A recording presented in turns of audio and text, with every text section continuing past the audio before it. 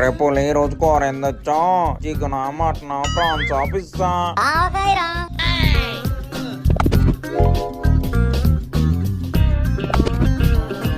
ఏంట్రా అంత కష్టపడి 4 కూరలు వండితే అలా ఆవకేసుకుని తింటున్నావు? నువ్వేం ఫీల్ అవకే బాబు. ఇప్పుడేంటి ఈ 4 కూరలు వేసుకోవాలి.